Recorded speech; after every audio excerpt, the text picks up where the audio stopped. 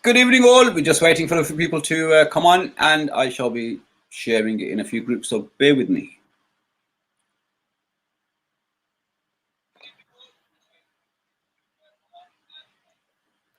You can hear yourself back.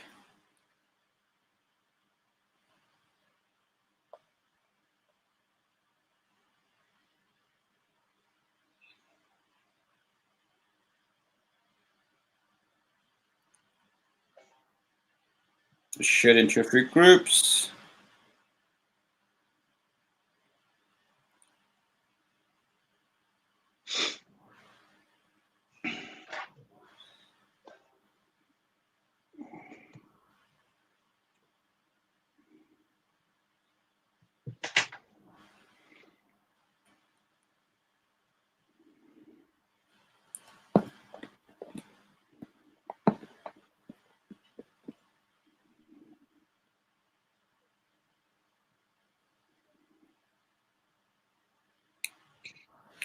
Good evening, all. Thank you for joining. I think we're having a few technical issues. I keep on getting a message saying cannot load video.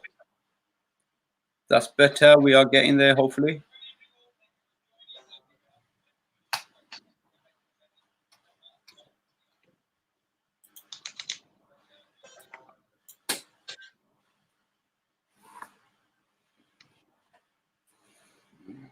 Yeah, there's a few people joining on now.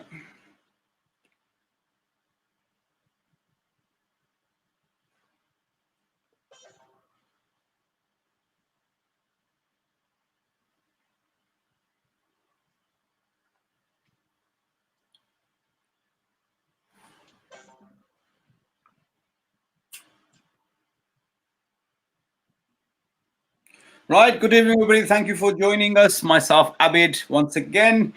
This is a series of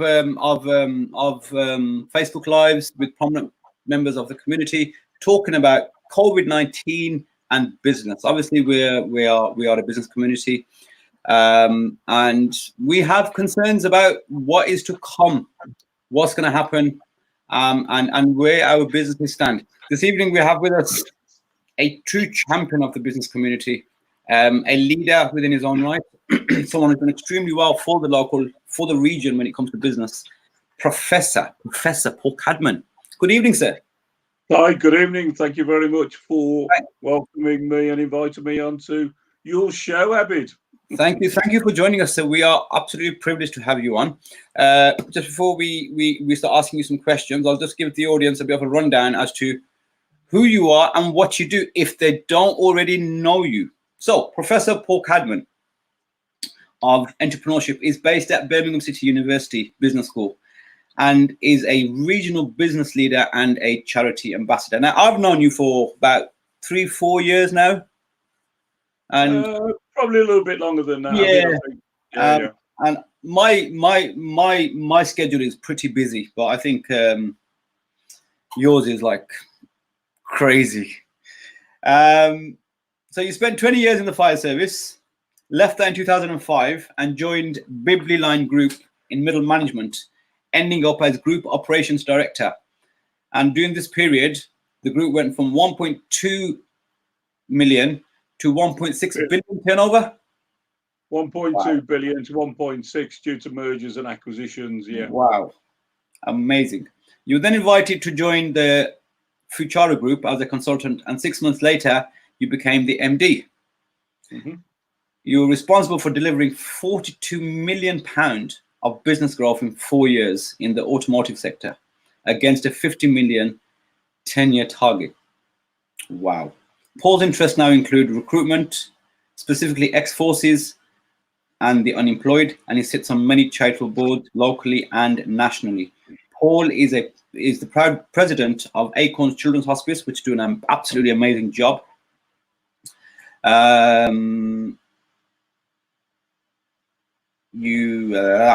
Which provide care, support, fun and laughter for children with life-threatening conditions. You're also the vice chair of WASP, the World Against Single-Use Plastic charity, which is a great charity again.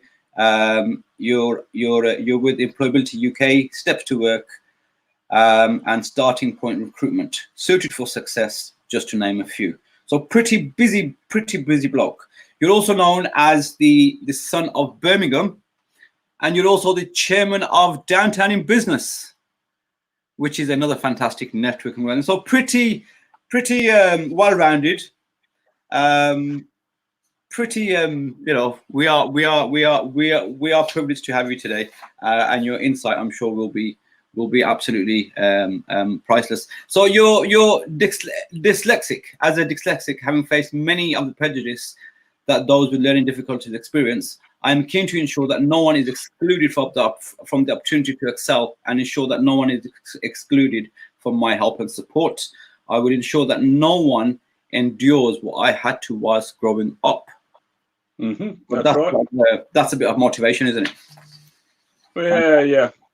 I think it's what defines you, what makes you, and what forms your character, isn't it? It's your parents, it's your family, it's your peer pressure and stuff like that. But it's actually personal, what you go through and what you endure in your life. So I was dyslexic when dyslexia really didn't exist. People just didn't understand that. So I had the rough end of the stick literally at school. I was constantly, beaten, hit, and stuff like that, punished for being underperforming. Put in the corner quite often for being less intelligent than other people. Been told that by teachers, been told I was thick and things like that.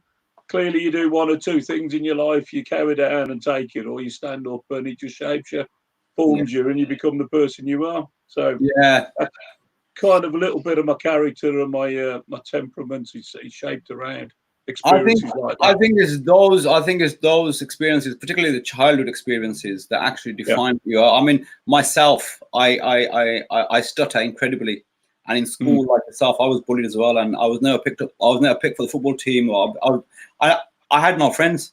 And now look at me, I'm speaking on world stages.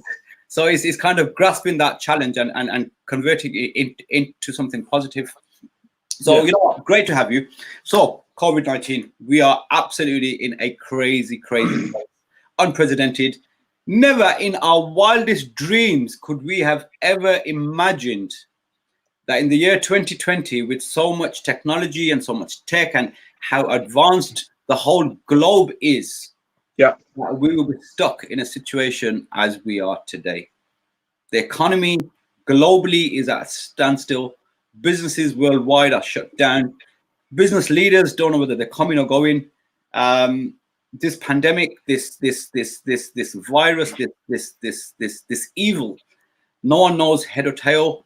We're getting speculation about how it mutates, how it grows, how it's infected, but we still don't know anything concrete. We're being told testing is being ramped up, but we don't know whether that's effective. We're being told immunization is imminent, but we still don't know that either. Politicians, I mean, Sunak today done an incredible job. Yeah, brilliant. 4 days, Boris has had his challenges. His statement on Sunday wasn't the clearest, wasn't the most transparent, and then he followed it up on Monday. What's your thoughts on how the politicians, as our leaders, as our elected, voted leaders, how have they rose to the challenge? So I think let's take it all the way back when China were and when the virus broke out. There's still some mystery shrouded by the Chinese, when it did, when it didn't, and things like that. So if you go on what the World Health Authority talks about, the person who discovered it in Wuhan died and things like that, mysteriously or not, I don't know, and I'm not going to cast aspersions on anything like that. But we were talking October, November. The government did have an opportunity of reacting quicker, potentially for bringing in PPE and for start checking people and all that sort of stuff.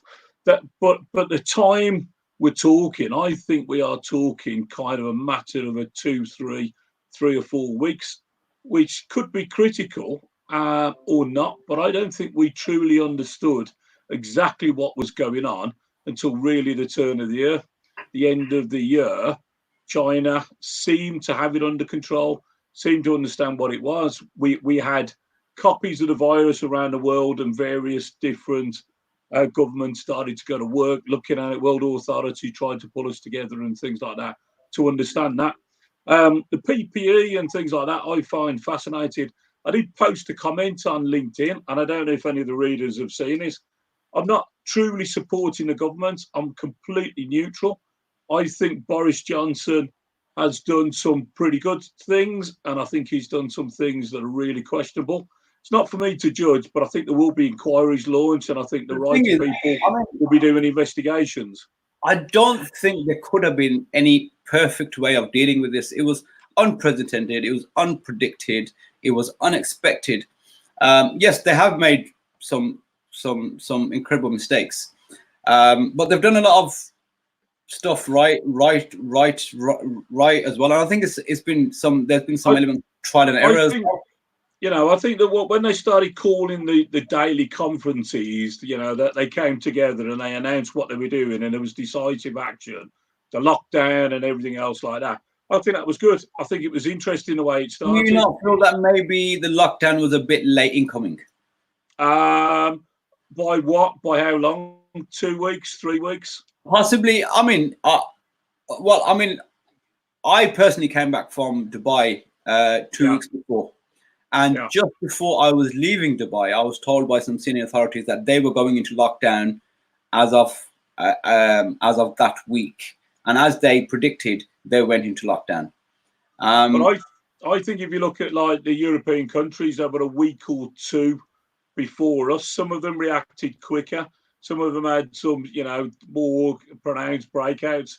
Italy was hitting the headlines and things like that. Yes, but I do question the communication, the numbers, and everything else. Yeah, I seen a post yesterday on Facebook about the timeline about how many meetings Boris missed, and how he was a bit relaxed about the whole thing and didn't really take it seriously.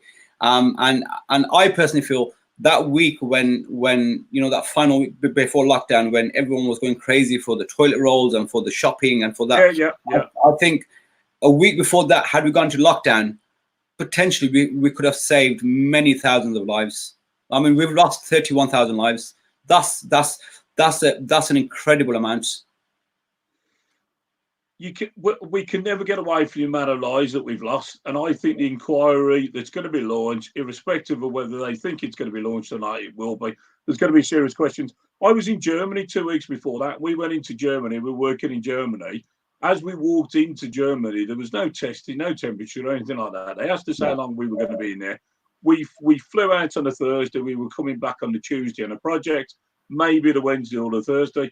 On the Sunday, they were calling us on our mobile saying, potentially we're going to be closing the borders. Potentially we're going to be doing that. It took them another 2 weeks for Germany to react. So I think the UK government, again, I'm not defending them, was hesitant. But I think the rest of the other governments were hesitant as well. I don't understand why they were hesitating and what was going on. But it was a critical decision. And maybe, just maybe, it was an economic decision driven by, people talking about the economy and things like that, which obviously is wrong, that you look at that.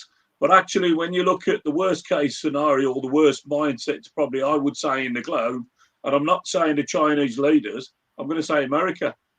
Trump's mindset towards some of the things that he's done. Because did you see Trump's press conference yesterday when he abruptly walked away?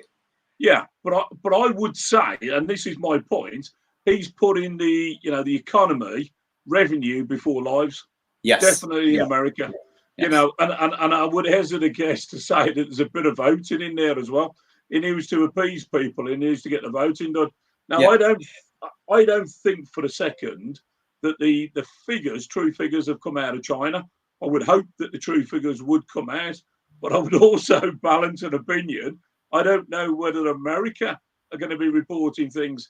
Now, traditionally, this isn't my area of expertise, but if you go to hospital, you're terminally ill and you have cancer, you die of pneumonia, it's recorded on your death certificate as pneumonia. Yes. Or if you go with something else, what you die of, and maybe they don't offer treatment for that cause if you're terminally ill and things like that. And that's the way that medical science deals with stuff. Now, we are reporting some of the figures in a less traditional way. Yes. There's that understanding. I just feel over the past week particularly, it seems like they've lost track of Yeah, and I think it does. it seems a lot of gibberish now. Can I just welcome everybody that's joining us on YouTube and on Facebook? We have Paul Cadman with us, a true business leader for the region, a true ambassador. If you have any questions, if you have any comments, please feel free. Can we please try and keep away from the conspiracies? YouTube is going mental already. So Paul mentioned China. Last week we had Ninder on the show, and he sits on the WM 5G board, and we spoke to him about 5G and about the conspiracies. You just mentioned another conspiracy. There's many theories. My argument has been with people that, and I've spoken to many people who will argue until they are blue in the face that this is a conspiracy. What I will say to that is, whether it's a conspiracy or not, the fact remains that we have lost 31,000 lives. So let's play the blame game after this is over. I'm not interested in conspiracy theories. What I am interested in now is the facts. Whether we're reporting deaths the same as America, same as the rest of Europe, same as China and things like that. I think there's a discord and a breakdown with that point. That aside, moving forward and things like that, what do I think the government's done? I think the Chancellor of the Exchequer has done an incredible job. When he first announced furlough, and we all went off and Googled furlough and realised it was an American word. We bounced a little bit and we just thought, wow. And then he came out with 80%. There's some comments bouncing around the globe, but some are at 100%, some of this and some of that. Actually, it's not the true figures, but we're pretty much in line with everybody else. But for him to come out very quickly at the 80%. I mean, all credit to the Chancellor. How do you deal with I mean, I think they announced today that 7.2 million people are actually on the furlough. 7.2 million. That's just incredible. I've got 7.5 million furloughed, and I'm not going to argue with over 200,000 or 300,000, but we're looking at over 7 million, maybe 7.5 million. We're looking at 1 million businesses saved. Now they could be from a small 1 or 2 man all the way up to PLCs or something like that kind of thing. I think the government, what they've announced today is, that 8 months of furlough and things like that probably takes us into October, the end of October, is pretty good. It gives us a timeline, which is what Boris didn't give us today. So again, just for the audience, what did they actually announce today? So what they've announced is they've extended furlough for 8 months, which takes us to the end of October. They're talking about it changing between August and September, to the end of September, August, September. So they're encouraging people and businesses to get back at work. They're saying that you can go back part-time, furloughed, part-time. That's an interesting way of opening up, because if you're a business leader, be it, you've got a corner shop with half a dozen staff going all the way up to a massive factory with 1,000 people, at some point, you've got to make a decision to bring these people back. The larger the business, the more critical the decision and things like that. Do you feel not? Because if you're looking at smaller businesses, the cash flow is critical. So if you can bring these people back part-time, part on furlough, part business and things like that, and if you've got a flexibility of bringing them back into the business, might be a day next week, which is fantastic, because it could support child support, could support family, that sort of thing. Following week, 2 or 3 days, increase. Get your business back on its feet and stimulated. I think that's a pretty good move. How it works, how it's implemented, is unsure, because if you think about when the furlough was first announced, there was a bit of a dilemma of how it's going to be implemented, where the websites are, who's going to do things and what. But I think once the websites were up and running, and the amount of applications that they went through and processed, it was pretty slick. So when they pulled it together, that was good. There was some initial criticism about business rates and the grants and the supports that were being introduced and distributed by the local councils. Some councils were quicker than others. We're up and running. Liverpool were best part of a week ahead of of Birmingham and things like that, and then you find out that Birmingham hadn't had its allocation of funds. It was late. Once Birmingham was up and running, they seemed to be firing on all cylinders. I still understand that there's people waiting for some grants, and I think people are criticising that they didn't get confirmation and stuff like that. But to be honest, while we're sitting at home with a bit of time on our hands, if we can't dip in and look at our business online accounts, I don't know what else we can do. I've just had a very interesting comment in. 31,000 lives lost. Sorry, but that's down to the negligence of this government. Boris looked clueless and still does. Most of his policies have been stolen from other parties. He was warned weeks in advance. He could have used this to prop up the hospitals, at least with PPE. How many unnecessary frontline NHS lives have we lost? Horrifying. Okay, I mean, we can never condone one loss of one life. That is horrendous and things like that. I think let's deal with that backwards. The government was put in an unprecedented sort of position. They've dealt with it as well as they could, right? We can criticise, we can, from the outside looking in and things like that, we can do that. If we deal with the PPE situation, I've got a counter argument to the point, because there's a lot of highly paid NHS CEOs, people who are paid a lot of money to run NHS trusts. It's their responsibilities as employers under the Health and Safety at Work Act to provide appropriate PPE. I understand that the government is a vicarious liability to the government, but I say the NHS trusts, if they disagreed with decisions about bulk purchasing, and we're talking about 2016. Where do you think with PPE? Because there's local companies willing to make the PPE, but yet we're hearing that the government hasn't agreed to purchase from them. So our local companies that are manufacturing the PPE equipment, they're shipping it abroad now, and our own NHS staff who are risking life and limb and working on the front line are risking their lives every second that they're at work. I think it's down to, if you look at independent trusts, some trusts are still struggling. Some trusts seem to have enough PPE. I think if we look at what we need to have on a daily basis, I think the main criticism was when they started talking about that they needed to recycle PPE and things like that. At that point, that comment was totally unacceptable. You can't decide, if you wear PPE, you wear PPE. It's your decision how often you replace it, how often you change it, you replenish it, your choice. You're the person that's at risk, and you're the person that's there. The Health and Safety Work Act gives specific guidance on PPE, and it places the onus and the emphasis on the employer. So it sits with the NHS trusts.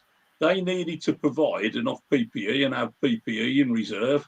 I question government funding, whether they made a decision about government funding and used money elsewhere rather than stocking PPE. That's a separate question.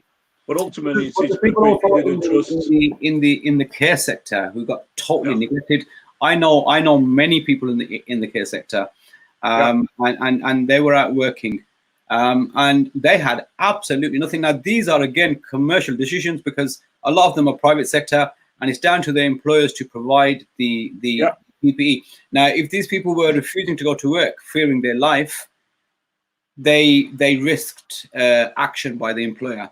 And they went into work, and as a result, we've had a recent spike in, deaths from that particular sector.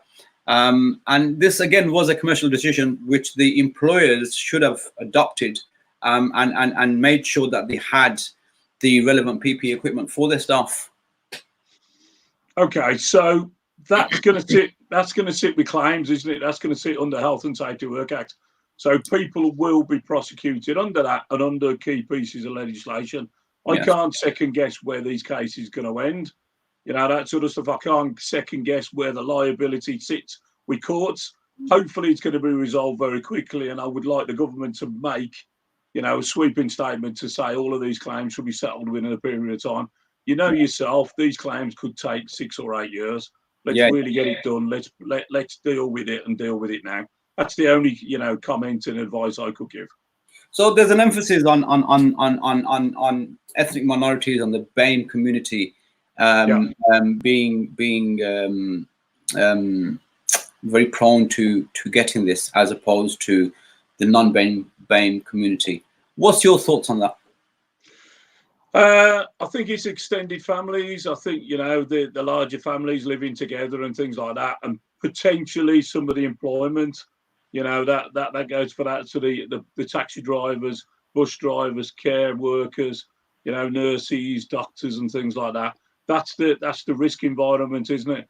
I don't sit here and think many lawyers have lost their lives, but actually I look at, you know, nurses and things like that. You can't balance it out. That type of thing. That for that, the BAME me, are at the forefront of the service sector, mainly the NHS, the care sector, and as you quite rightly say, buses, taxis, and I know certain households where they've lost members of 3 generations because they all live in the same household, and then when you've got grandkids, parents and grandparents living in the same house, and the grandkids are still going out and about, doing their pizza deliveries, doing their taxi driving. They're obviously bringing the virus back into the house, which has proved detrimental in many cases. I think I was asked to guide somebody for some funding for some studies and things like that, because they were talking about certain ethnic backgrounds, and they were talking about Afro-Caribbean seemed to be more susceptible than anybody else at one point, and that they were talking about it being a genetic thing, whether or not that could be proved. You know, there's some investigations going into I think that possibly at a later stage, but for now, I mean, it's apparent. The NHS frontline nurses, the NHS staff, the care sector is predominantly BAME.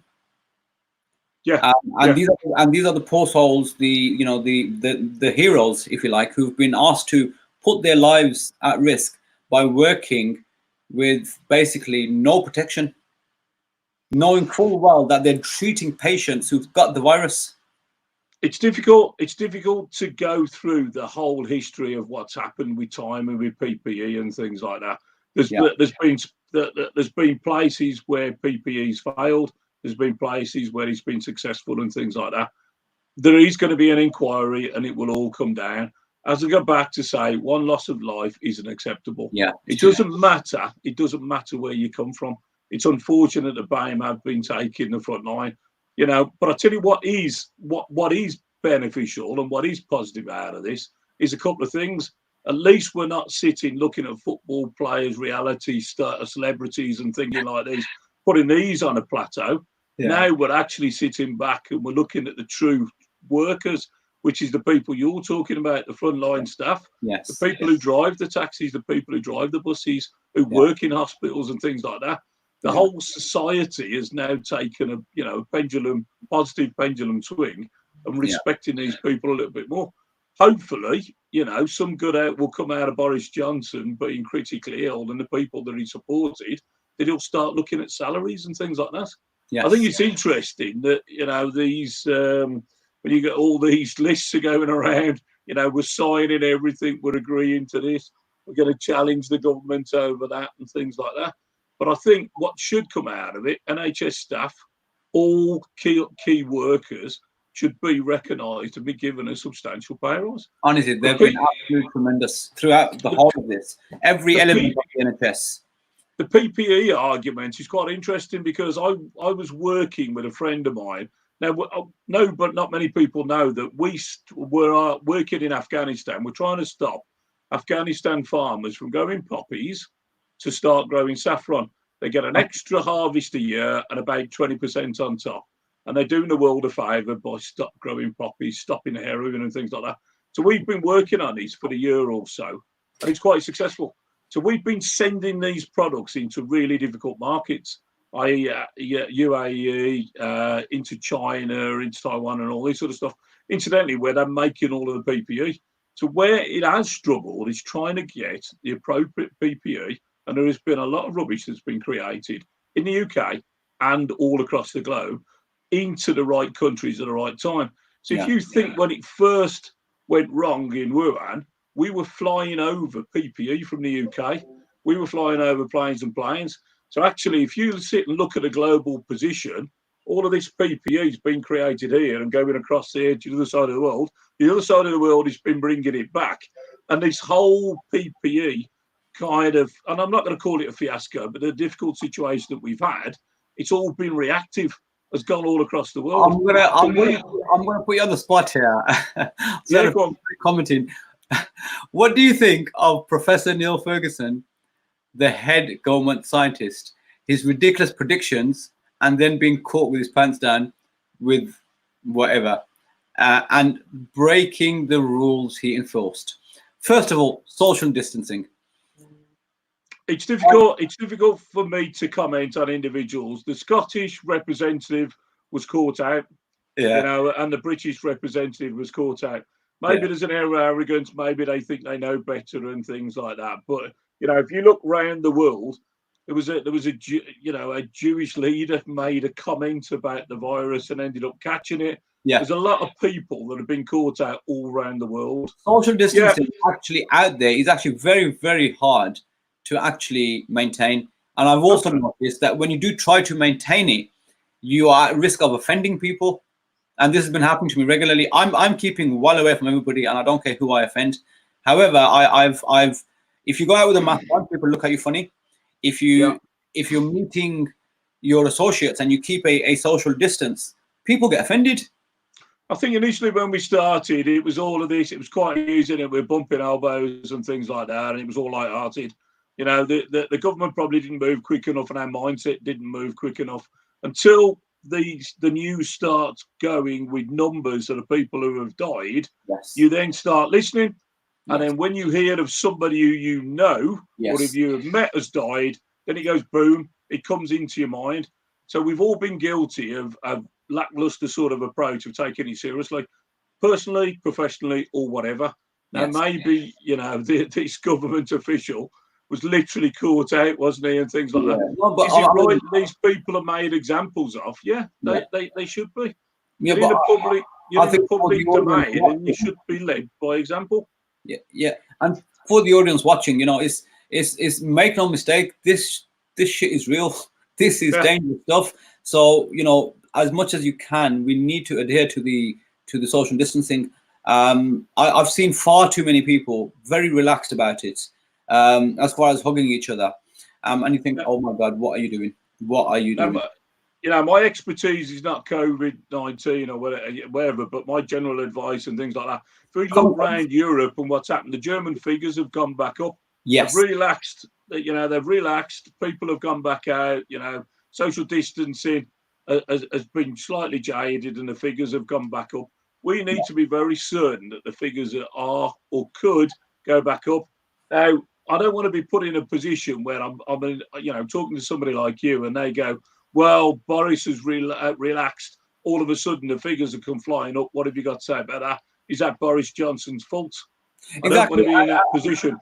Do you not feel that sometimes the public can I mean, there's something known as common sense. Yeah. Right. You know, he's giving. I mean, he laid out some measures on Sunday, which weren't the clearest. It weren't the clearest. However, common sense prevails. Yeah. You know, there's this bug out there. You know it's dangerous. You know it's killed people. You've definitely, if nobody in your direct family has passed away from it, you will definitely know somebody who's lost their life from it or somebody who's been critically ill from it. And there's some amazing success stories as well, and we don't hear about them in the media much. We hear about the fatalities. We don't really hear about the people that have recovered and you know, come off ventilators and actually. Well, my criticism of the press was, give me a balanced opinion. You know, don't just Piers Morgan put somebody in front of you and destroy them. Destroy them for whatever you can, you know, referring back to something that they did 15, 20 years earlier and just reminding them of when, you know, there was a shortfall or something went wrong. What relevance is that? Stick to the facts. Don't just take somebody in there to destroy them. So I posted someone on LinkedIn about negative press and things like that, and then majority of it was cut and paste and things like that. I had over 200,000 views, as I was saying slightly earlier on. 80% of people agreed with me. The British public had enough of the negative press. Give a balanced opinion. Tell us how many people have recovered. Tell us exactly what's going on and things like that. And I think that's the But mindset. don't you feel that? I mean, if they gave too much positivity, I mean, if you look at the streets now, like today, for example, the streets look like a normal day. You wouldn't believe that currently we're in lockdown. Apart from shops being closed, the traffic on the streets is it's incredible. So I do understand the media from the aspect that if they were to promote too much positive stuff, people may get more relaxed and think, oh, it's fine to go out. I disagree. I don't accept that opinion. I think we're intelligent people and we should be given the absolute truth. I don't think we should, anything should be hidden away from us or shrouded away from us at all. The government are there to tell the absolute open truth, which is questionable by me. I question whether they knew all of the facts or whether they don't know all the facts. Again, there's no point going into this today, but I question the press reporting and misquoting people just for sensationalism, just to get the ratings up and to sell newspapers and sell online clicks. There's quite a bit of that going on. There's quite a bit of that. Absolutely right. So these lockdown measures he's lifted on Sunday. What do you make of them? I think it's about stimulating the economy. It's about doing what we can when we can without putting lives at risk. We've got to make a decision at some point. We've got to go further forward. Sunday, I don't think Boris was particularly clear. He didn't help himself, and that sort of stuff. I think it's been reaffirmed over the last day or two. I could see where he was going with it, and I understood what he was saying. But actually, does that mean I've got to go to work 9 o'clock Monday morning and all that? If he starts talking about, from Wednesday this happens, from Friday that happens, the following Monday that happens, he omitted that bit from his advice. If that was in there, it would have been a hell of a lot clearer. Yeah. I think the ultimate decision sits with the employers because of the business, because of what they do and things like that. But let's not forget, there's still quite a few businesses that hasn't closed down. Construction in a number of places still continued. Manufacturing in a number of places still continued. If it's critical work, it still continued. So nobody's given me a balanced opinion or balanced facts as to how many businesses continued, unhindered, and haven't closed at all. Okay. So what do you see the future for the traditional SME? I think it's going to be difficult times. I was asked a few weeks ago to give my opinion about this. I think 50% of businesses will change. And then what I mean by 50% of businesses, some of them will go out of business, some of them will merge, some of them will sell, and some of them will diversify. So my advice a month ago was to look at your business now as if you were opening a business today, what would you do? How would you manage your business? Would you take it online? Would you look at a delivery? Would you do this? Would you do that?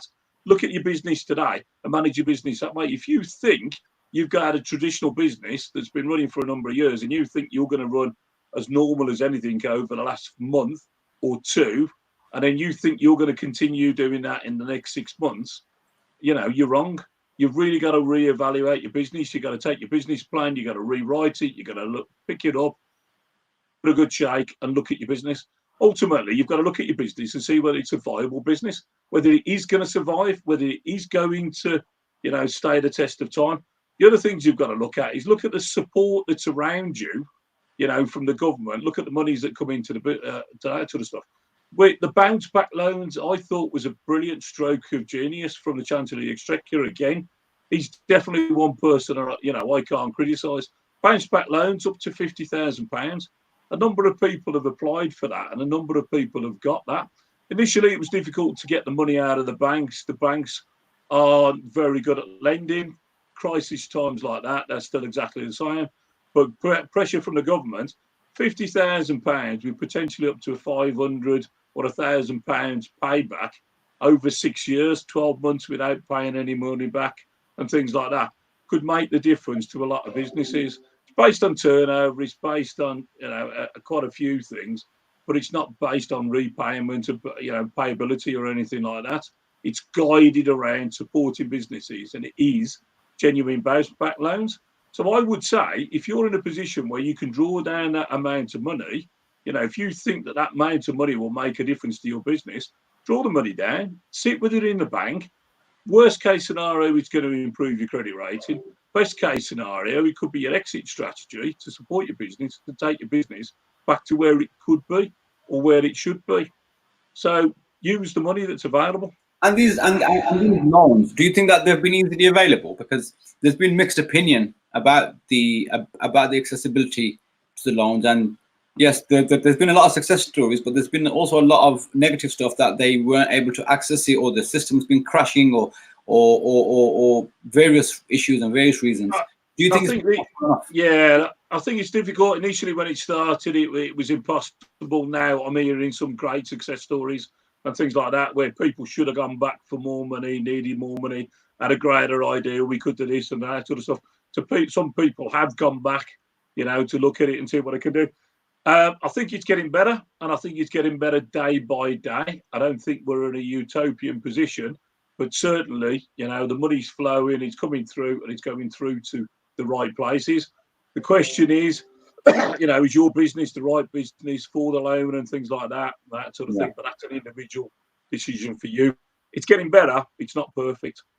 Great. Can I just remind the audience, please, if you have any questions, please feel free to pop them on YouTube and Facebook. Sorry, my eyes are running around because I'm trying to follow Facebook and YouTube and yourself there. So I'm not being rude. I'm just trying to follow screen. So if you have any questions for Paul with regards to your business, any issues you or any concerns you may have, please feel free to pop them into the comments and we shall get them answered for you. So Paul, obviously it's adversity and there's a lot of negativity. What positives for businesses can we take away from this, and has there been any new business opportunities that you've witnessed arise from this? I think if you sit back and look at let's look at some general positivity. We spend time with our family. We're all sitting at home. We're spending time confined with our family. And the kids are coming back home. The kids are staying in. Kids aren't spending so much time doing other things. That sort of stuff. They're spending time with the family. The family unit's coming together. We valued, and I'm going to repeat myself, all of these celebrities, these footballers, these reality stars, and these people that earn a lot of money for doing nothing, that type of thing, have suddenly been kicked out of favour. I'm particularly pleased about that. We're applauding people. I question that we're applauding people on a Thursday night. The reason why we're doing that, I actually think it's for us to make ourselves feel better, not for them. But actually, do you know what? Subliminally, it's going, applaud for the right people, the people that are putting their lives at risk, the people that have done this, that we've taken for granted, we've elevated, we put up there. Got a 100-year-old man walking around his garden. I don't know where we are. Last time I looked, it was 32, 33 million quid. Unbelievable. Absolutely unbelievable. I don't think it's that. I don't think it's the money. I don't think it's the point that, that it was a PR good story and maybe they've got hold of it just to elevate it because people like me are ranting about bad news. Give us some good news. I actually just think it's about us embracing, it's our society. We're respecting our elders. An old 100-year-old person has got up and walked that. You know what I mean? That's pretty impressive. Whether you call it book spirit, whether you agree with veterans or not, it's a 100-year-old man, 99-year-old man who's decided to do something.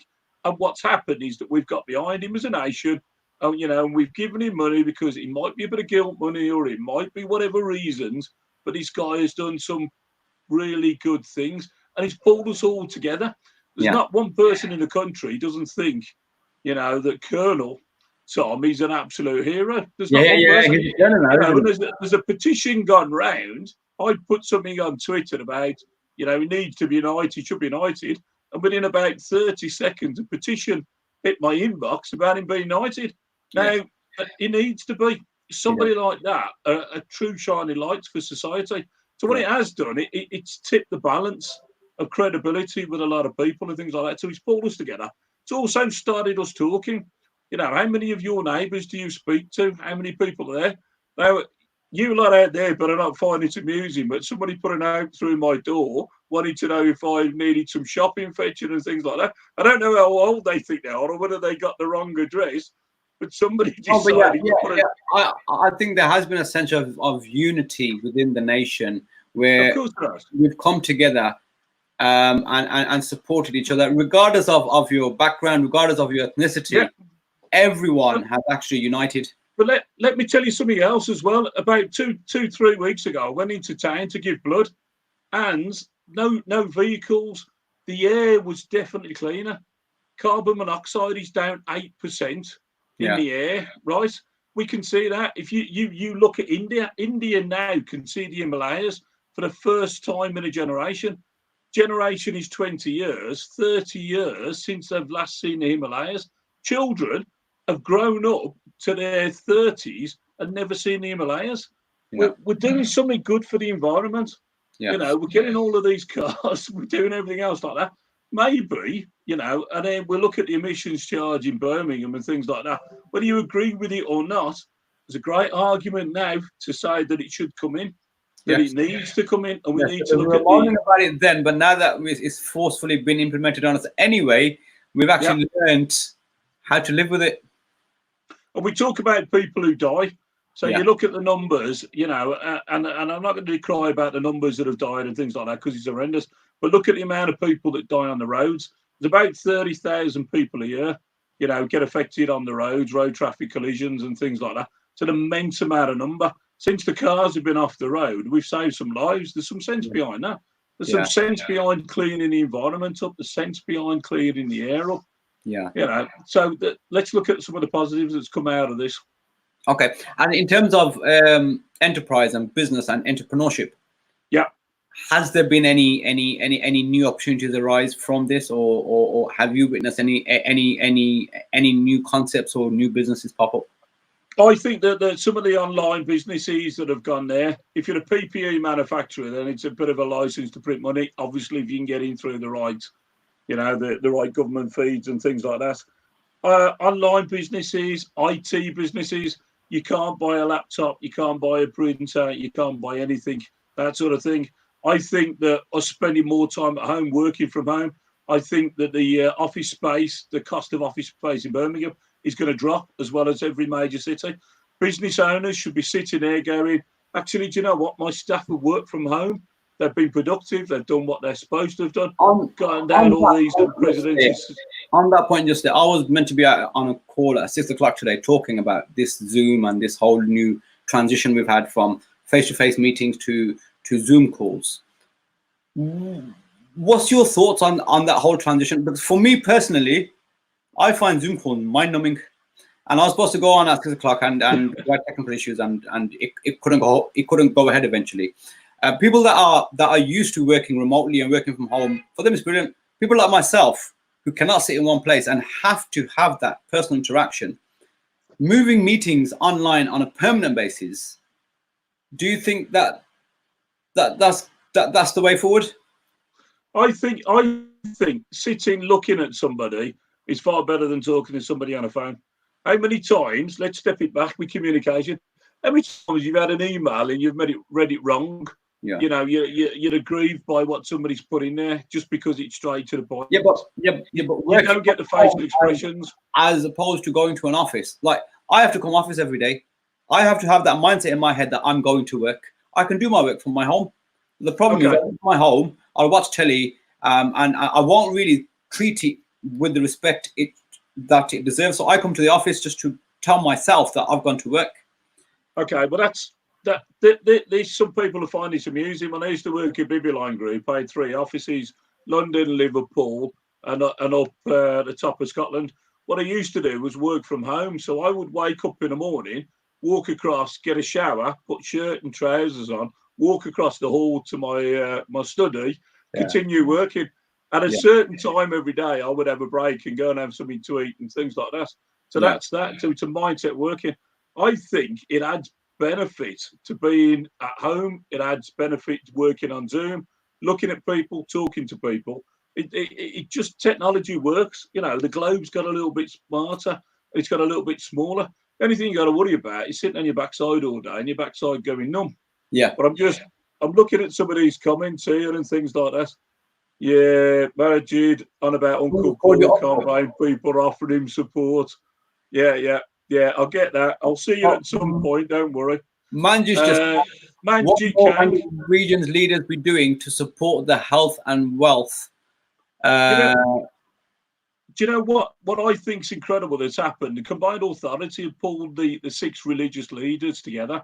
You know, and that was all about communication, about sharing advice and sharing support and things like that. These community and these religious coming together, I think is interesting. You know, we're dealing with a city where we have problems. We have problems all the time.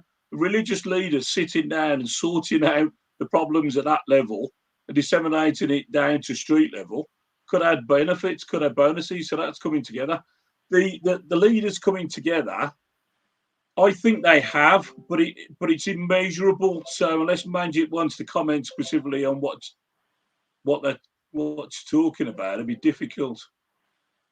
I mean, we have had issues in terms of faith with the funerals and with that whole, you know, how many people are allowed to a funeral, because there's a certain precedent and certain way of doing Muslim funerals, particularly, and there was that whole and yeah, the faith leaders have come together and the communities have come together and sorted matters out. So yeah, Manji, I mean, you know, faith leaders have actually come together and actually led from the front. Yeah, and I think they have, and I think the political leaders have come together. You know, I think some of the councillors, some of the politicians. I interviewed Liam Byrne. He'd set up, you know, a network of people coming together, cross-party. I think he's done some great stuff. I think Andy's done the same. Religious leaders, political leaders coming together, council leaders have come together. Industries come together, you know, to creating certain things, doing certain things. Andy Street describes you as the most connected man in the region. The most connected man in the region.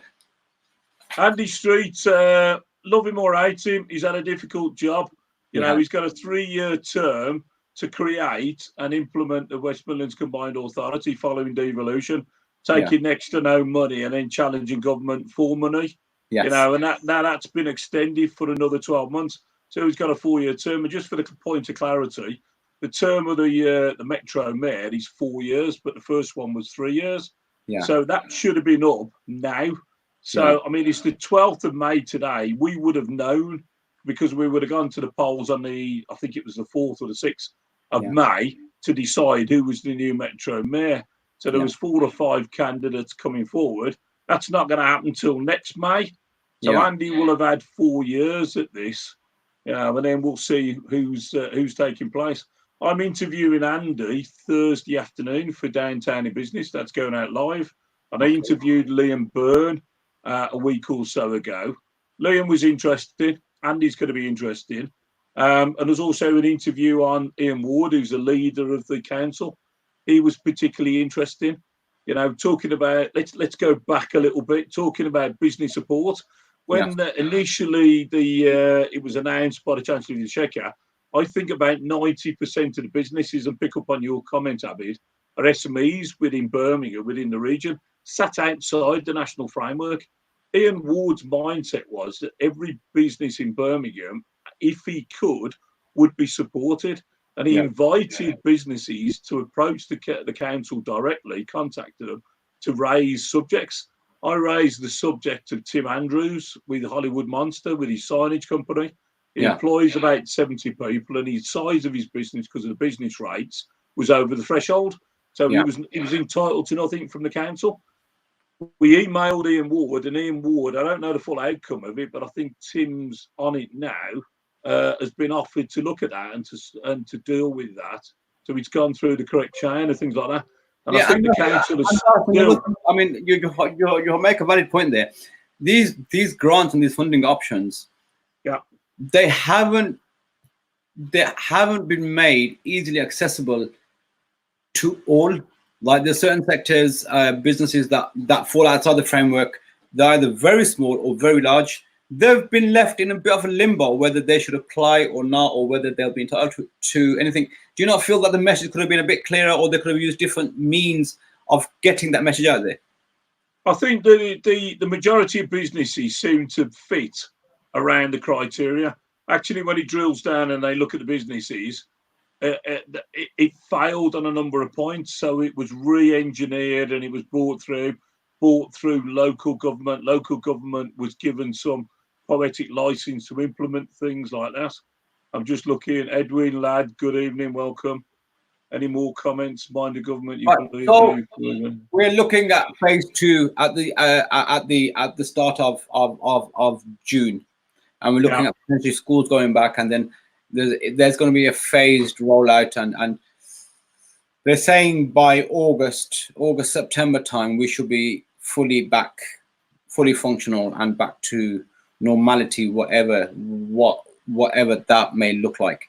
The hospitality sector, the restaurants, I speak to loads of restaurant owners. They are really, really worried, because if they have to introduce social distancing measures within their restaurants, if they're seating 40, 50, 60 people at the moment, that's going to potentially reduce down to 20, 25, 30. There's going to be an impact, obviously, on their prices that they're charging. So a Sikh kebab that costs $4.99 may now cost you $19.99. Yeah. What do you see forward for that? What's your view on that, as to what's going to happen with them, or?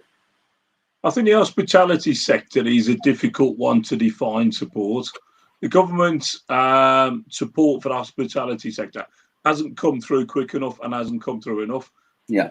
Local government with business rates and things like that are getting there, but they're still a long way from where it needs to be. Reopening the business, reintroducing a business is going to be wholly difficult. And for us to really talk about the whole of the, the food and the entertainment sector together is quite difficult. That if you talk about View Cinema down at Star City, I've no idea when that's going to open, because you're talking 2 meters. So we're talking 2 meters in front, 2 meters behind, 2 meters to the right, 2 meters to the left. I count that as maybe 8 chairs. So is every person who goes in going to have 8 chairs? Or something like that? How's that going to happen? But if we take it down to the restaurants and things like that, we've got to have 2 meter spaces and things like that, or your own family unit can come in and eat. That might be okay, and then it's 2 meters between tables. So they're going to relay every table, every the demographic of each seating arrangement every time somebody comes in. Canteens, and they were saying the same thing, that once you let the schools back in, just like in the cloakrooms or in the canteens, how difficult it's going to be to implement the measures. And obviously, talking to children is challenging anyway. And to actually implement the 2 meter rule within the school canteen alone, how impossible that's going to be. I think children and grandparents, let's be totally honest, children and grandparents have got exactly the same attitude. I think you come through as a child with the attitude, and I think you leave us with exactly the same kind of belligerent attitude. So, let's not excuse them. I think it's difficult, isn't it? We're looking at sanitation. We're looking at, the going to the toilet now. There's a sign around each, urinal for men and things like that we can and we can't do. So with that, but aren't we mature enough not to go next to somebody so we're within a 2 meter range? So there's that mindset. There's a little bit of common sense. And you just feel sometimes that when you see people's comments based on what Boris said on Sunday, or based on what some people question it in a way, and you think, come on, man, where's your common sense? I'll tell you what, one point that I found interesting, back to the Bahama aspect and stuff like that, was people were saying that Muslims were better, because of the mindset. And I'm like, well, why is that? Because if they pray 5 times a day, they wash 5 times a day, they tend to wash a lot more than anybody else. And things like that. I don't wash 5 times a day. If I go to the bathroom, I'll, wash my hands, or if I'm going to prepare food, I'll wash my hands and stuff like that. But actually, religious beliefs and sort of behaviour and things like that are going to affect it. Schools next to each other and kids and stuff like that, taking it back is going to be difficult. Yes. So a recent article recognised that countries led by women have managed the crisis better than male-led countries. What qualities do you see within female leaders that men can learn from? And a typical example of here is New Zealand. I mean, the way she has led, not only with this crisis, but with previous crises as well. She's been an absolute example to any leader of how things should be done. Okay, so I I agree with what Manjit's saying there, but I think the message from the couple of the female leaders has been very clear from the start. They know exactly what they're saying, whereas Boris has bounced around, faffed around and stuff like that. The president of New Zealand, and I can't remember her name, it'll come back to me, has been very decisive and things like that. But let's be open and honest as well. New Zealand is a large country with a lot of space, and there's a lot of space between people. Even the cities aren't congested as as much as ours, Birmingham City and Manchester and things like that. The same argument can be said about Sweden. Sweden has, the most single people living on their own and the most open space around houses and things like that.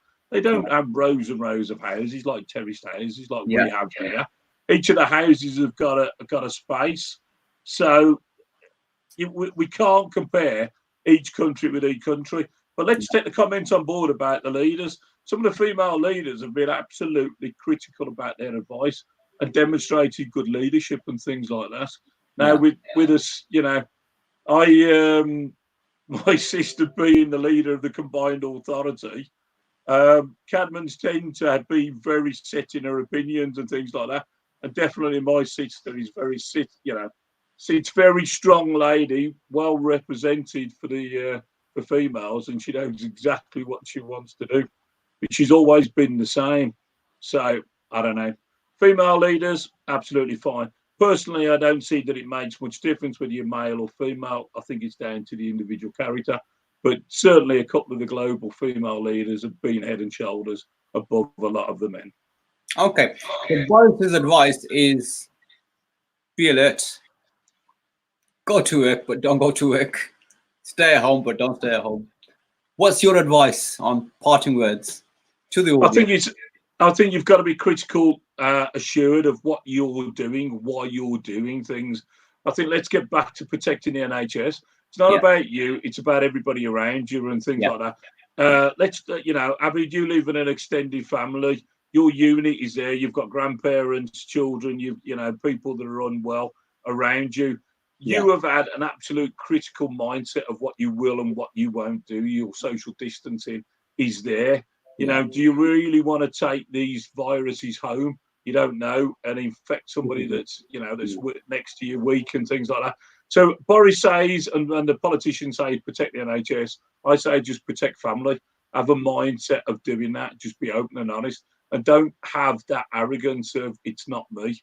I'm okay, because it's not about you, it's about everybody else. And there's a lot of that. Unfortunately, there's a lot of that. It won't affect me. I'm okay. Or there's a faith perspective on it as well, saying that if my time is written, I will die. And if it's not, if it's not my time, it's not. But again, it's not about yourself. It's about the people around you, and the people that you could possibly infect. And in terms of business, people, there will be some people in a dark place, irrespective of all the positivity and all the funding and with what Sunak said today, and with all that, there will still be people in dark places. I'm speaking to people regularly. There are people who are a bit scared. What's your advice to them? I think you've got to be sensible. I think we put religion aside. We all rely on religion. It doesn't matter, whatever your religious following or your religious belief is. Never step aside from that. You've got to put that aside. We've got to embrace, really science, and we've just got to be sensible about what we do. Let's not put money before health. Let's think about our family. Let's think about our units. Let's do the right thing, and let's look after society. Collectively, we'll beat this. We will beat this. Yeah, the numbers are reducing. People in third world countries, they may be starving, but they're still living and they're still breathing. And as long as you're breathing, you can build something tomorrow. Let's have all the inquiries afterwards. Let's stay positive. Let's stay focused. Let's look at our businesses. I'm around, other people around for business support and business advice. But, majority of people know my number. It's on my LinkedIn profile, and I'll share my number, my contact details out with anybody. I'm at the end of the phone for anybody for offering support and things like that. I think stay focused, stay positive. We'll get through this. This will happen again. COVID-19 was based in, 2019. So we are now in 2020. what's going to be 2021, 22, what's going to be the next virus, the next pandemic. Let's have a look at what we need. Let's understand how we're going to manage it. Let's government learn from its mistakes. Let's have the inquiries, and let's stay focused and positive. Again, the same comment, focus and positive, and we'll get through this. Fantastic. Paul, it's been an absolute pleasure. Thank you very much for your time this evening. And the audience, thank you for joining us. I hope it has been fulfilling, and I hope we've answered your queries. Look forward to seeing you all same time, same place next week with another guest, Luke Murfitt, sensational guy. And until then, I'm going to go back to the old message from the government. Stay home and protect the NHS. Staying alert. Yeah, I think you said. We're doing that anyway. But I think you know, is stay at home, protect the NHS, and use your initiative. Be sensible. And if anybody wants to get in contact with me, just get in contact with me. If you need my contact details, contact Abid. If you can't find me on social media, I'll pick up the phone to anybody at any time. Wish you all a safe. For the interviewing Andy Street on Thursday, we'll drop the link in the comments in this video. So do tune into that. Stay safe. Thank you for joining us. Thank you. Stay safe.